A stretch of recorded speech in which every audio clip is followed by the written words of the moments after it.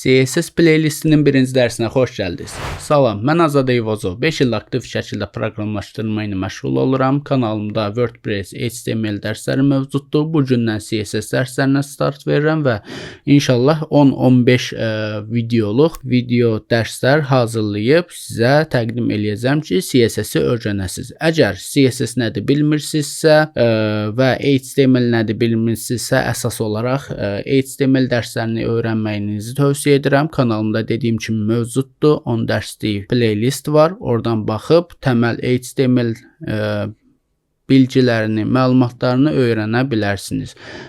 CSS-i başlamadan əvvəl HTML öyrənməyiniz mütləqdir. Çünki düşünürəm ki, HTML-i bilməsəniz, CSS-i bilməyinizin bir faydası olmayacaq. Yəni mən belə düşünürəm. Deməli CSS nədir? Bunu mən sizə izah eləyəcəm. Lakin bununla yanaşı HTML-i də izah eləmək istəyirəm ki, yəni ağlınızda bu struktur oturuşsun. Deməli HTML nədir? HTML-i bir bina olaraq düşünək. Yəni hamının başa düşəcəyi bir məsəllə izah eləməyə çalışıram sizə. HTML binanın kərpicləridir, sütunlarıdır, nə bilim, məsəl üçün belə deyək, bura bu hissədir, bura məsəl üçün burada pəncərə olacaq, burada nə olacaq və s. Yəni struktur, skeletidir binanın. CSS isə bu binanın rəngidir, nə bilim, pəncərənin dizaynıdır, pəncərənin hündürlüyü, eni, nə bilim, mebelin rəngi, mebelin hündürlüyü, nə bilim, nədən nə qədər aralı olacağını, divarda nə qədər aralı olacağını, bitişik olacağını və s. bəlli eləyən bir, belə deyək, proqramlaşdırma dili deyil, bir, necə deyim, tərtibat dilidir, stil dilidir. Yəni belə izah eləyə bilərəm sizə. Bunu sayt üzərindən necə göstərə bilərəm, onu sizə göstərəcəm. İndi öz saytıma keçəcəm ki, sizə öz saytımın vasitəsilə CSS-i və HTML-i qısa şəkildə izah eləyim. Amma HTML-i ətraflı şəkildə mütləq mənim bundan əvvəlki playlistimə, yəni HTML dərslərimə baxmağınızı mütləq şəkildə tövsiyə eləyirəm. Belə, indi isə keçək CSS-in nə işə yaradığını, neynədiyini izah eləməyə. Praktik şəkildə təbii ki. Chrome-u açıram. Burada profilimə daxil oldum. azadeyvazov.net saytı. Bu mənim saytımdır. Burada gördüyüm işlərin bəzilərini və s. özüm haqqında məlumatları qeyd eləmişəm. Gördüyünüz kimi belə bir sayt var. Nə bilim, burada ulduzlar, yumrular yuxarı, aşağı, sağa, sola gedir. Yazı rənglidir, ağdır, rənglidir və s. və ilaxır. Saytın özü qara tondadır. Və s. Bunların hamısı CSS vasitəsilə edilib. Düzdür, bu ulduzların hərəkət eləməsi CSS vasitəsilə deyil, amma digər şeylər CSS vasitəsilə hazırlanıb. CSS-i biz buradan çıxarsaq nə olar?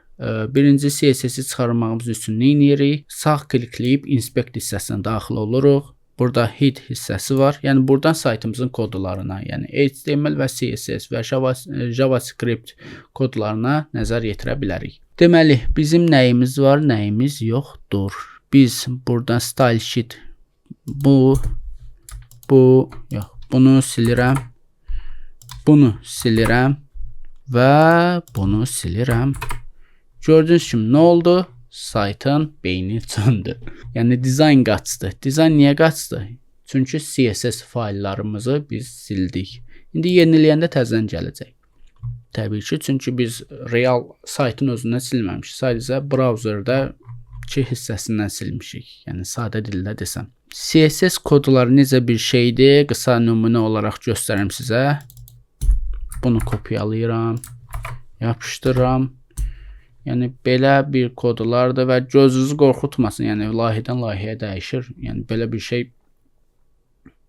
işlənməmisiz deyə gözünüz qorxa bilər. Amma hissə-hissə sizə sıfırdan orta səviyyəyə qədər, bəlkə biraz yuxarı səviyyəyə qədər öyrədəcəm sizə. Və artıq belə şeylər sizin üçün sadə bir şey olacaq. Təbii ki, bu da sizin özünüzdən asılıdır. Çünki siz özünüzü öyrənmək istəməsəz, mən nə qədər professional şəkildə də öyrətsəm, siz öyrənə bilməyəcəksiniz. Ona görə özünüzdə motivasiya yaradın və HTML dərslərinə baxın və CSS dərslərində inşallah davam eləyib bir yerdə qutaraq ki, artıq frontendin fundamental səviyyəsini öyrənmiş olaq. Ondan sonra biz keçəcəyik Bootstrap-a. Bootstrap da CSS-in bir framework-udur. O framework-u öyrənəndən sonra keçəcəyik inşallah PHP dərslərinə, ondan sonra da Laravel-ə. PHP və Laravel isə backend tərəflidir. Biz hazırda frontendi öyrənirik. Backendin nə olduğunu PHP dərslərinin çox güman ki, ilk dərsində izah eləyəcəm. Belə. Tak, indi nə etməliyik? Qeydlərimə baxım. Bir də ki, düşünürəm ki, CSS-in nə olduğunu artıq siz anlamış oldunuz. Yəni, saytın strukturunu stilləşdirən, stil verən, style verən, dizayn verən bir işarələmə dili deyil, yəni stil dilidir, belə deyək. Yəni gördüyünüz kimi şəklin burada olacağını, bu şəkil HTML vasitəsilə gəlib, amma burada olacağını CSS qərar verib. Məsəl üçün, bu yazının ağ rəngdə olacağını CSS qərar verib, amma bu yazının özü HTML-dən var. Belə. Məsəl üçün, bu buttonun üzərinə gələndə ağ rəngdə olmasını CSS-lə eləyirik, amma bu buttonun özünü HTML-lə eləmişik. Məsəl üçün, bir dənə göstərim, ürəyim partlayar yoxsa. Bunu hər bir şeyini silsəm, məsəl üçün, burada nələr var? Gördüyünüz kimi bütün stili, zadı, hər bir şey getdi. Niyə? Çünki klassları sildik. Klasslar da CSS-dən və JavaScript-dən əsasən istifadə olunur. Yəni, bu ikisindən istifadə olunur, amma bizim CSS-lə işimiz olduğu üçün gələcəkdə də klassları, ID-ləri, yəni selektorları sizə izahləyəcəm CSS dərslərində. Yəni, narahat olmayın, hər bir şeyi xırdalığına kimi çalışacağım izah eləyim. HTML dərsləri var burada. Bunu ləğv eləmirəm. Bunun yerinə bir dənə CSS dərsləri yazıram. Çünki artıq yeni bir eraya keçmiş olduq. Bunları atıram bura. CSS gətirəm bura. Deməli, biz CSS papkamızı Visual Studio Code vasitəsilə açacağıq, amma onu tapa bilmirəm. Deməli, biz VS Code-a daxil olacağıq. VS Code text editordur. Biz HTML dərslərində bu VS Code vasitəsilə işləmişik. Yəni, bu bizim əlimiz, ayağımız, işlədiyimiz iş masamızdır. Yəni, bunsuz olmazsa olmaz. Yəni, başqa masa da belə deyək, olar. Masa deyəndə, yəni, text editor olar, IDE olar, başqa bir şeylərdə Notepad++ istifadə eləyə bilərik, Sublime Text istifadə eləyə bilərik, amma düşünürəm ki, proqramistlərin 80% və s. VS Code-dan istifadə eləyir. Neysə, indi keçək dərsimizin əsas hissələrinə. Biz nə edirik? İlkin olaraq CSS-lə praktiki tanışlıq eləyəcək. Bunun üçün birinci nə etməliyik? CSS faylı yox, təbii ki, HTML faylı hazırlamalıyıq. Onun nə üçün olacağını indi izah eləyirəm. Biz CSS-i boş, yəni nə qədər 1000 sətr CSS faylı yazsaq və heç bir HTML, PHP və s. yəni struktur, belə deyək, faylına yerləşdirməsək, o özü-özlüyündə heç bir məna kəsb eləmir. Onu məna kəsb eləmək üçün nəyəsə aid olmaq lazımdır. Deməli, index HTML hazırladıq. Bir dənə style.css faylı yaradırıq. Bu adlar şərtidir. Style olmaz, azad olar, nə bilim, fərman olar, main olar, nə istəsəz qoya bilərsiniz. Amma əsasən CSS fayllarını style.css və yaxud da main.css adından istifadə eləyirlər. Index HTML-də nida yazıb taba basırıq, bizim faylımız gəlir. Burada deməli faylımızı açacağıq. CSS dərsləri, index HTML-i biz Google Chrome-la açırıq. Bomboş bir səhifə gəldi. Burada yazıram məsəl üçün azad. H1 tagi ilə Azad Eyvazov yeniləyirəm. Bu gəldi. Hər bir şey qaydasındadır, amma Heç bir, yəni normal default şəkildə gəlib də, yəni font olsun, rəngi olsun və s. böyüklüyü olsun, normal şəkildə gəlib, yəni adi, default şəkildə belə deyək. Bunu biz nə edirik? Gəlirik style.css-ə, h1 yazırıq. Bunun nə olduğunu, yəni sintaksına önəm verməyin. Gələcək dərslərdə izah edəcəm. Sadəcə ilkin tanışlıq keçirirəm hal-hazırda mən. Bunun deməli rəngi nə olsun? Color olacaq blue, məsəl üçün göy. Font size olacaq 20 piksel. İndi bilməm orijinalında, yəni defaultunda 20-dir yoxsa yox. Bir də nə edeyim? Text transform uppercase eləyirəm. Save elədim. Gördüyünüz kimi yumru getdi. Bura gəldim, yenilədim. Heç bir dəyişiklik olmadı. Niyə? Adama deyərlər niyə? Ona görə ki, biz index.html-də həmin faylımızı çağırmadıq. Onu çağırmamız üçün nə edirik? Link tagindən istifadə edirik. Link rel style sheet href, yəni hyper reference olmalı. Səhv eləmirəmsə açıqlaması, yəni. Burada style.css-i çağırırıq. Və bura gəlib yeniləyəndə gördüyünüz kimi Azad Eyvazov yazısı böyüdü, göy rəng oldu və 20 piksel oldu. Bunu necə bilə bilərik? Inspectə gəlirik. Burada ox işarəsi var. Bunun üzərinə gələndə məlumatlar yazılır ki, rəngi budur, fontu budur, margin budur, nə bilim və s. və ilaxır məlumatları verir. Və yaxud da ki, aşağıda styles hissəsində h1, color göy, font size 20, text transform uppercase. Bunları bir-bir bağlasaq, gördüyünüz kimi əvvəlki vəziyyətə qayıtdı. Yəni biz bunu CSS vasitəsilə elədik. Yəni bunu öyrədirəm ki, yavaş-yavaş irəliləyib belə bir şeylər eləyə bilək. Yəni qəşəng dizaynlar əldə eləyək. Amma əsas mənim məqsədim front-end developer yetişdirmək deyil, PHP backend developer yetişdirməkdir. Çünki mən backend üzrə işləyirəm və bunu daha yaxşı bilirəm. Sadəcə bunları da öyrətməyimin lazım olduğunu düşündüm deyə öyrədirəm.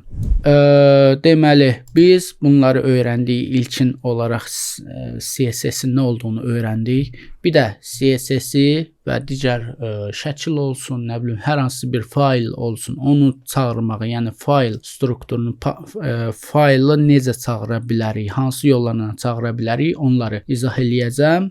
Ondan sonra da 3 cür CSS-i istifadə etmə qaydası var. Onu izah eləyib videonu, dərsi sonlandıracağam. Deməli, məsəl üçün bizim style CSS-imiz və index.html faylımız eyni yerdədir. Biz bunları belə eləməyək, ayıraq. Bir dənə assets adında papka yaradıram. Bu papkanın içinə style CSS atıram. Move elədim. Gəldim. Yeniləsəm köhnə vəziyyətə qayıtdı. Niyə? Çünki biz bunu ayırdıq. Artıq bu, yəni style CSS index.html ilə eyni yerdə deyil. Bunu nə etməliyik? Biz assets papkasını daxil olduq. Birinci assets papkasına daxil olduq. Onun içindəki style.css faylını tapdıq və save eləyirik Ctrl+S-lə. Yeniləyirik, yenidən qayıtdı belə. Yəni bura qayıtdı. Bunu belə də eləmək olar deyə düşünürəm. Yəni hal-hazırki yerin içindəki, yəni index.html olan yerin yerdəki assets index.html-in olduğu hissədəki assets papkasının içindəki style CSS olduğunu nəzərdə tutur bu yazılış. Heç bir dəyişiklik olmadı gördüyünüz kimi. Bir də bunun tam əksisi var. Məsəl üçün index.html-i ataq bura, style CSS-i ataq bura. Yəni assetsin içində index.html olacaq. Bu işləmədi. Niyə? Çünki bizim faylımız assets papkasının içindədir. Girdik buraya, yenə də köhnə vəziyyətə qayıtdı. Biz burada style CSS-i necə çağıra bilərik? Bunu təzədən silim.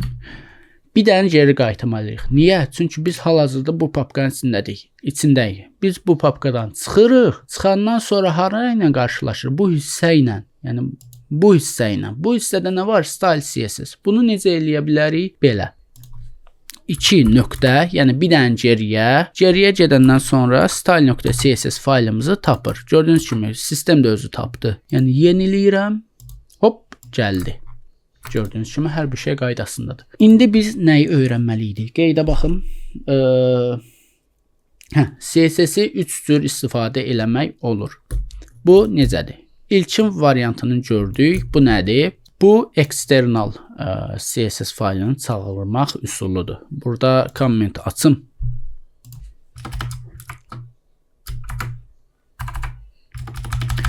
Deməli, 3 cür çağırma metodu var. External, internal və inline. Çağırmaq deyəndə istifadə eləmək. External nədir? Link tagi vasitəsilə biz çağırırıq. İlk başda istifadə elədiyimiz eksternaldır. Internal nədir? Daxili. Yəni ki, biz head taginin içində style tagini açıb bağlayırıq. Bunun içində yazırıq artıq H1. Mötərizəmizi açdıq. Tutaq ki, text decoration tutaq ki, dated. Onu yazdım. Heç bir şey olmadı. Düşünürəm ki, bu bir şey eləməyəcək. Font size, font weight məsəl üçün bold eləyirəm. Bu da bolddur. Necə göstərim sizə? Color red eləyirəm. Dəyişdi. Yəni bu da var, bu da var. Amma belə başa düşürəm ki, ilk başda öncəliyi verir internala verir. Ondan sonra əgər internal yoxdursa keçir şeyə. Yəni eksternal olan CSS faylına. Niyə? Çünki burada qırmızı yazmışam. Burada isə göy yazmışam. Amma birinci göyü gördü. Bunların yerini dəyişsəm görəsən nə olar? Aha, deməli, nə oldu? Problem yox. Məsələ necə həll oldu? Yuxarıdan kodu oxumağa başlayır. Birinci görür ki, H1-ə rəng olaraq qırmızı vermişik. Bunu gördü, dedi, okey. Qırmızı eləyir, düşür aşağı, görür ki, burada bir fayl, CSS faylı çağırılıb. Onun içində nə var? Rəng göydür. Onda nə etməliyəm? Göyə çevirirəm. Yəni, axırıncı nəticə ona çevirir. Yəni, ən azından mən belə başa düşdüm. İnşallah ki, düz başa düşmüş olaram. Belə. Aha, biz istifadə elədiyimiz bu metod nə idi? Internal. Internal nə işə yarayır? Həmin HTML faylı olsun, PHP faylı olsun. Yəni, bu faylın içində CSS fayllarımızı, CSS kodlarımızı yazmağımıza yarayır. Bir də var inline. Inline nədir? Bunların hamısını kommentə alıram. Bunu da kommentə alıram. Deməli, axırıncı nə oldu? Inline-ı mən izah eləyirdim. Inline-da nə edirik? Bunları kommentə aldıq. Niyə? Çünki bizim gördüyünüz kimi hər hansı bir CSS dizaynımızın olmadığını göstərmək üçün. Yəni, artıq onları kommentə aldım. Onlar heç bir işə yaramır.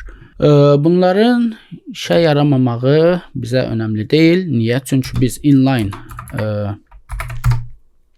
CSS-dən istifadə eləyəcək. Inline CSS-i də gördüyünüz kimi hansı tagdə bir stil, dizayn vermək istəyiriksə, həmin o tagin içində style atributundan istifadə eləyərək hazırlayırıq. Məsəl üçün, color olacaq burada nə? Məsəl üçün, yellow.